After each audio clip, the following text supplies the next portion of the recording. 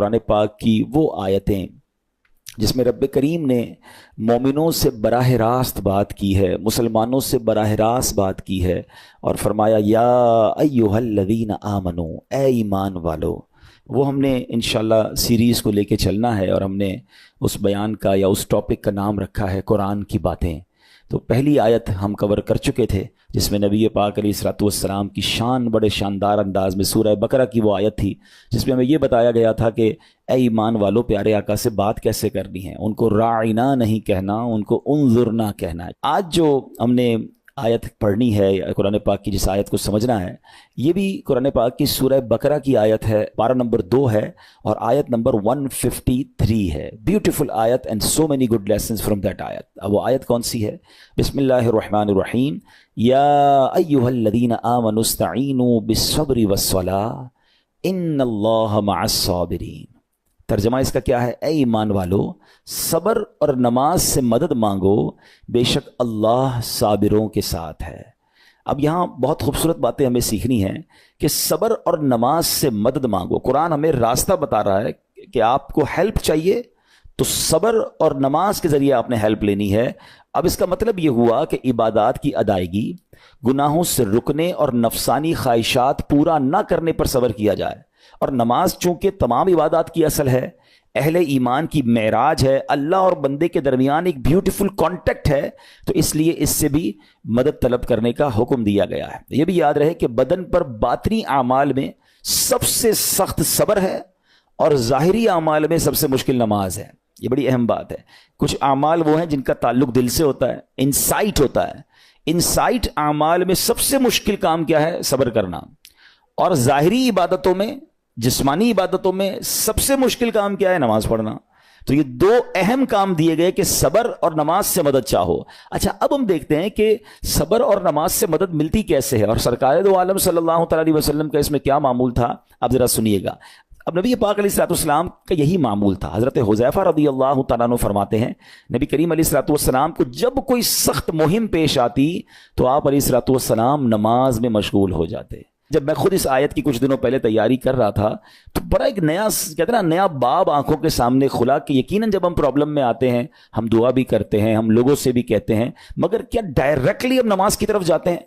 हालांकि कुरान ने हमें प्रॉब्लम्स का सॉल्यूशन क्या दिया है कि सब्र और नमाज से मदद चाहो। अब आगे चलें। हज़रत उमर फारूक का भी यही अमल था कि कोई मुश्किल दरपेश आती तो आप रज़ियल्लाहु तआला को, अगर कभी इस्लामी फ़ौजों के आने में ताख़ीर पता चलती, यानी आप चूँकि जंगों के लिए फ़ौजों को रवाना करते थे, बहुत शानदार स्ट्रेटेजिक प्लानर थे, तो अब फौज गई और एक्सपेक्टेशन ये थी कि फलां टाइम को वापस आ जाएगी। उस ज़माने में टेलीफोन तो था नहीं, इंटरनेट तो था नहीं कि लोकेशन शेयर हो जाएगी, ये कॉल आ जाएगी कि सर हम यहाँ रुके हुए हैं। अब टाइम हो जाता और फौज वापस ना आती ना, तो आप अब उसको क्या करते? क्या पता तो नहीं क्या हुआ उनके साथ, खैरियत से आ जाएं, तो आप नमाज में मशगूल हो जाते, नमाज के लिए खड़े हो जाते। अब क्या हमारे साथ कभी ऐसा होता है कि हमारा बच्चा कहीं गया है, उसकी खबर नहीं आ रही, या कोई चीज़ हमारी आनी है अभी तक पहुंची नहीं है, या कोई अच्छी न्यूज़ नहीं आ रही है, तो हम क्या उसके लिए नमाज की तरफ जाते हैं? ये नबी पाक का हमेशा मामूल रहा। हज़रत अब्दुल्लाह बिन मोहम्मद हनफिया रहमतुल्लाहि तआला अलैह फरमाते हैं कि मैं और मेरे वालिद एक अंसारी रिश्तेदार के पास इयादत करने गए। जब नमाज का वक्त हुआ तो उन्होंने अपने अहले खाना में से किसी को पुकारा कि ए लड़की, वुजू का पानी ले आओ और हमारे लिए नमाज में राहत पहुंचाओ, नमाज पढ़कर मैं राहत पाऊं, जल्दी से वुजू का पानी ले आओ। तो कहते हैं हमने उन अंसारी शख्सियत के अल्फाज पर बड़ा ताज्जुब किया कि नमाज से राहत कैसे मिलती है।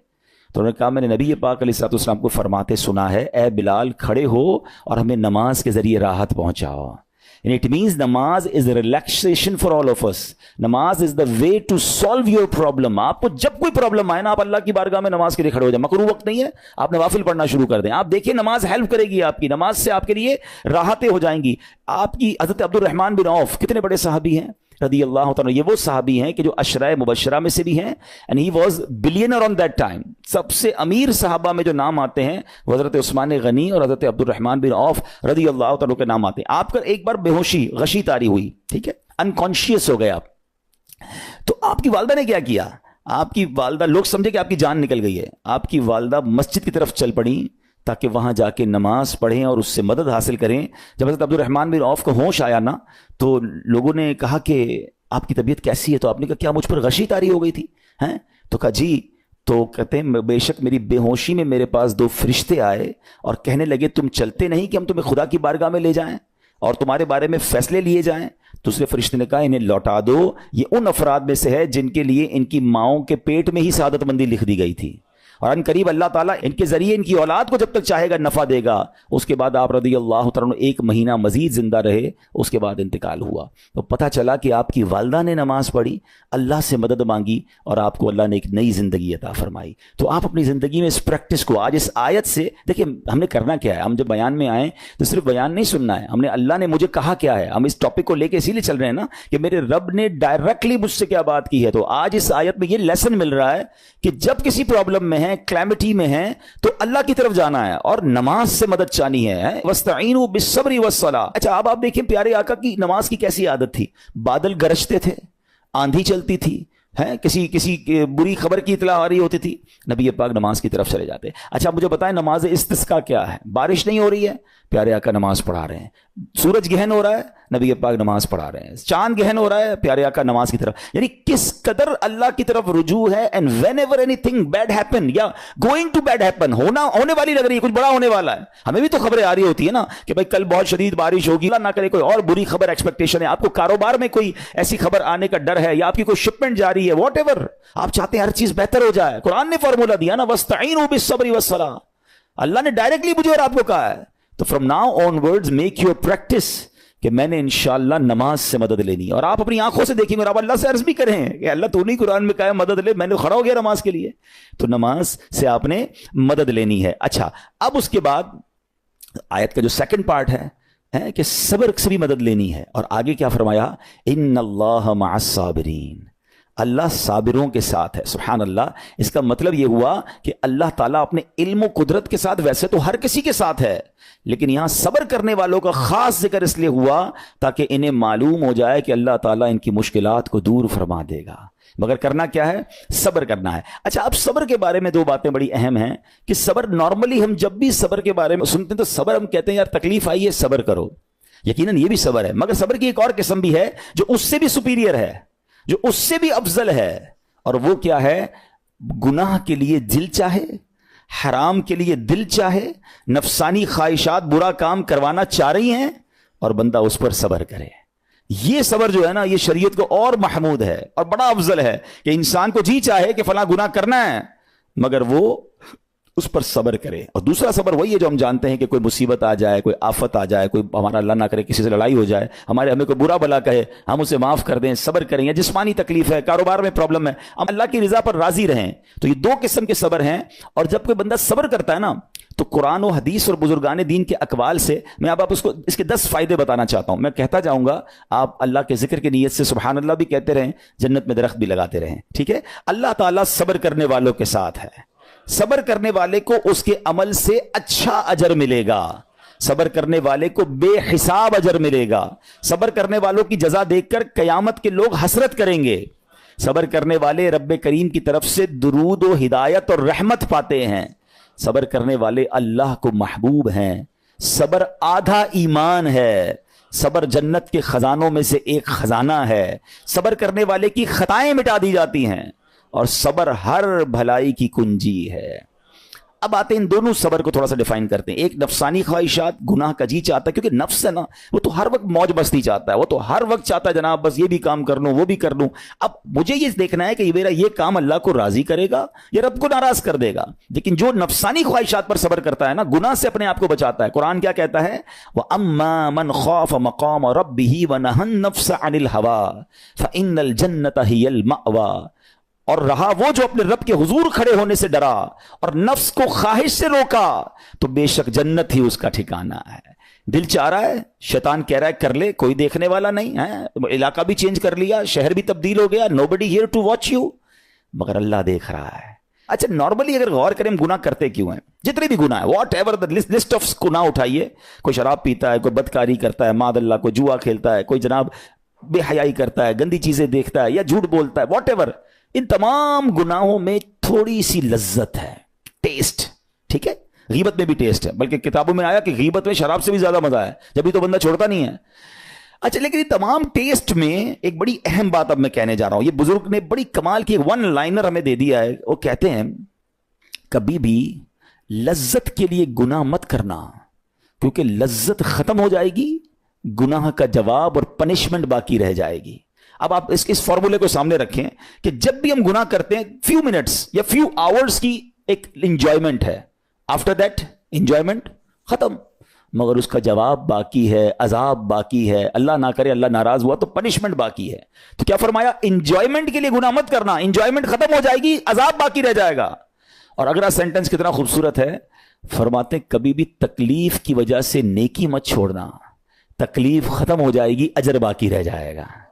اب مثال دیتا ہوں, اس کے 2-3 ایگزامپل سمجھیے. گناہ کی ایگزامپل تو آپ سمجھ گئے کہ کوئی بھی تھوڑی دیر کا گناہ کرتا ہے, لذت پاتا ہے, وہ گناہ ختم, عذاب باقی.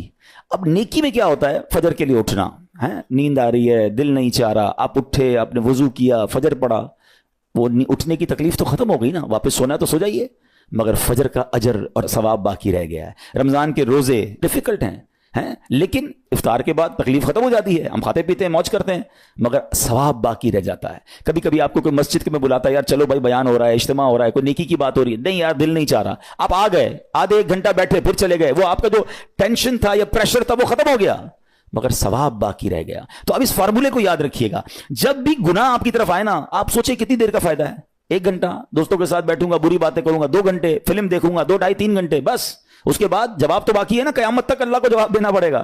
نہیں یار مجھے انجوائمنٹ کے لیے گناہ نہیں کرنا ہے. اور جب کوئی نیکی کا کام آئے اور آپ کو لگے یار دل نہیں چاہ رہا, مزہ نہیں آ رہا, بوریت ہوگی, چھوڑنا یار, تو بندہ سوچے کتنی دیر کی نیکی ہے, آدھے گھنٹے کی, 1 گھنٹے کی, بس 2 گھنٹے کی, اور ثواب باقی رہ جائے گا. Let's do it.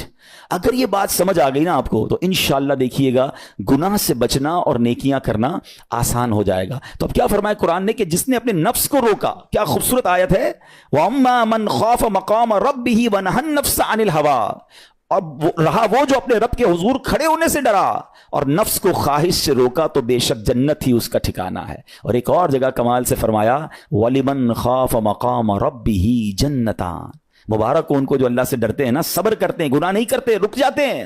قرآن کہتا ہے جو اپنے رب کے حضور کھڑے ہونے سے ڈرے اس کے لیے 2 جنتیں ہیں, 1 نہیں 2 جنتیں ہیں. سورہ رحمان کی آیت ہے.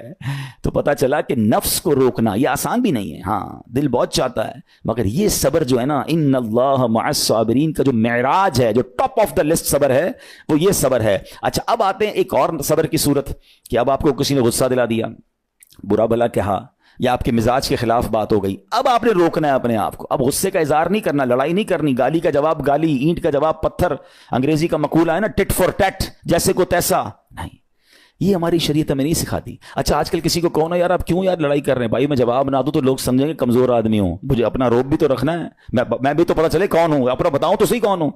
سچی بات پتہ کیا ہے, جو ٹٹ فور ٹیٹ کرتا ہے, گالی کا جواب گالی سے دیتا ہے نا, وہ واقعی بتا دیتا ہے وہ کون ہے, وہ اپنا تعارف کروا رہا ہوتا ہے کہ یہ بھی ایسا ہے, میں بھی ویسا ہی ہوں. او بھائی. اچھا پھر ایک اور عجیب جملہ بڑا مشہور ہے آج کل, جناب ہم شریف کے ساتھ شریف ہیں, ہم بدماش کے ساتھ بدماش ہیں. مجھے آج تک سمجھ نہیں آئی یہ کون سا بٹن لگا ہوا ہے آپ کے اندر کہ شریف کے ساتھ آپ شریف ہو جاتے ہیں, بدماش آتا تو آپ بھی بدماش ہو جاتے ہیں. جناب والا, شریف آدمی شریف کے ساتھ بھی شریف ہوتا ہے, بدماش کے ساتھ بھی شریف ہوتا ہے. جب بھی تو وہ غلط آدمی اچھا ہوگا نا. نبی پاک علیہ الصلوۃ والسلام نے گالیاں سن کر دعائیں دی ہیں, پتھر برسانے والوں کو بھی دعائیں دی ہیں, مگر ہم تو تیار ہی رہتے ہیں, یار میں بتاؤں گا اس کو میں کون ہوں, 1 گالی دی ہے میں اس کے ساتھ پشتوں کو گالیاں دوں گا. تو پھر آپ بھی ویسے ہی ہو گئے نا جناب. حدیث پاک کیا ہے, ہو از مور اسٹرانگر, ہو از مور پاورفل. اللہ کے حبیب علیہ الصلوۃ والسلام فرماتے ہیں کہ بہادر وہ نہیں, یہ بخاری شریف کی حدیث ہے, بہادر وہ نہیں جو پہلوان اور دوسرے کو پچھاڑ دے, بلکہ بہادر وہ ہے جو غصے کے وقت اپنے آپ کو قابو میں رکھے. اصل بہادری یہ ہے. تو اگر آپ نے واقعی صبر سے مدد لینی ہے, ان اللہ مع الصابرین کا مجدہ لینا ہے, تو بدلے نہیں لینا ہے, معاف کرنا ہے. ذرا مل کر میرے ساتھ شب قدر کی دعا دہرائیے گا, اللہم انک عفو کریم تحب العفو فاعف عنی, اللہم انک عفو کریم تحب العفو فاعف عنی, اللہم انک عفو کریم تحب العفو فاعف عنی. واٹ از دا میننگ, اس دعا کا معنی کیا ہے؟ اللہم انک عفو, اے اللہ تو معاف کرنے والا ہے, تحب العفو, معافی کو پسند کرتا ہے, فاعف عنی, اللہ مجھے بھی معاف کر دے. ہم کیا کہہ رہے ہیں اللہ سے, اللہ مجھے معاف کر دے, میرے سارے اگلے پچھلے گناہ معاف کر دے. مگر دیر از اے کوسچن, آپ نے معاف کر دیا سب کو؟ بندہ کہتا نہیں میں تو انتظار میں بیٹھا ہوں, میں تو موقع کی تلاش میں, بس موقع ملے پھر بتاؤں گا میں کون ہوں. ہاتھ میں آ نہیں رہا بندہ, ٹرائی کر رہا ہوں کسی جگہ آ جائے, بس کوئی اس کے پیسے ویسے آ جائیں, کوئی اس کا معاملہ میرے پاس آ جائے, بس پھر دیکھو کیا کرتا ہوں. بیٹھے اس انتظار میں بیٹھے بہت سارے لوگ, کمال ہے یار. یعنی دشمنیاں پالی ہوئی ہیں, رشتہ داریاں کاٹی ہوئی ہیں, دوستوں کے پاس جا نہیں رہے ہیں, میاں بیوی میں لڑائی ہے, ایک سوری کے لیے بیوی گھر بیٹھی ہے, وہ کہتی شوہر سوری کہہ دے تو میں آ جاؤں گی, شوہر کہتا ہے بیوی معافی مانگ لے تو میں لے آؤں گا. ارے بھائی کوئی بھی آگے بڑھ کے معافی کر لو بھائی, اللہ سے معافیاں مانگ رہے ہو, بندوں کو معاف کرنے کے لیے کوئی تیار نہیں ہے. مجھے خود بتائے نا یہ کیسی دعا ہے کہ اے اللہ تو مجھے معاف کر دے, میں نے کسی کو معاف نہیں کرنا. یہ بنتی ہے دعا؟ اللہ سے پتہ ہے کیا کہیں, اے اللہ میں نے بندہ ہو کر تیرے سارے بندوں کو معاف کر دیا ہے, تو سب سے بڑا معاف کرنے والا ہے نا, اللہ تو بھی مجھے معاف کر دے. Look at the way to talk, یہ مزہ ہے نا بات کرنے کا, پھر دعا کرنے کا لطف بھی آئے گا آپ کو. تو دشمنیاں نہ رکھیں, غصے پر قابو پائیں, معاف کریں. ایک حدیث سن لیجئے, لرزا دیتی ہے, ڈرا دیتی ہے.